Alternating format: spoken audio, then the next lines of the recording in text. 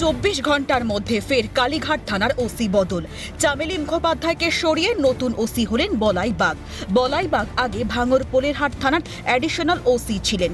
নির্বাচন কমিশনের নির্দেশে কলকাতার পুলিশ কমিশনার অজয় নন্দ এই নির্দেশ দেন।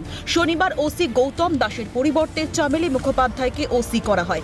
চামেলির বিরুদ্ধেও একটি মামলা চলছে বলে সূত্রের খবর। তাই নিয়োগের 24 ঘন্টার মধ্যে ফের তাকে সরিয়ে নিল কমিশন। এই বিষয়ে সুর চড়িয়েছেন শ্যামপুকুরের তৃণমূল প্রার্থী শশী পাঁজা।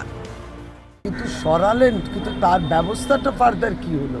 আপনি সরিয়ে দিলেন, সেটা শুধু ব্যবস্থা যথেষ্ট নয়, ওটা যথেষ্টভাবে ওই ফেসবুক যে পোস্ট ছিল অনেক আইন যেগুলো আছে তার লঙ্ঘন হয়েছে। শুধু সরিয়ে দিলাম। কালীঘাট থানার ওসি গৌতম দাস নিজের হোয়াটসঅ্যাপে একটি স্ট্যাটাস দিয়েছিলেন। সেখানে দেখা যায় থানার ভেতরে নিজের আসনে বসেই গৌতম দাস অত্যাধুনিক রাইফেল হাতে তাক করে রয়েছেন, যা নিয়ে অভিযোগ তুলেছিল তৃণমূল। নির্বাচন কমিশনের দৃষ্টি আকর্ষণও করে। তারপরই গৌতম দাসকে সাসপেন্ড করা হয়।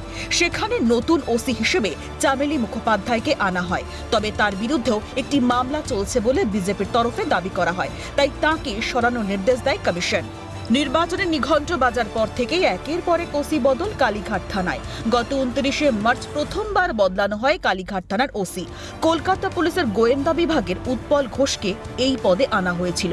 সেই নিয়োগের 1 মাসের মধ্যেই উৎপলকে সরিয়ে দেয় কমিশন। 25শে এপ্রিল কালীঘাটের নতুন ওসি করা হয় গৌতম দাসকে। শনিবার বিতর্কিত পোস্টের জন্য পদ যায় তাঁর। তারপরও ফের ওসি বদল।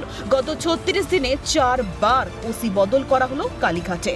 ভোট গণনার আগে একের পর এক ওসি বদল কালীঘাটে। Abhirupa Hazra report, Calcutta news.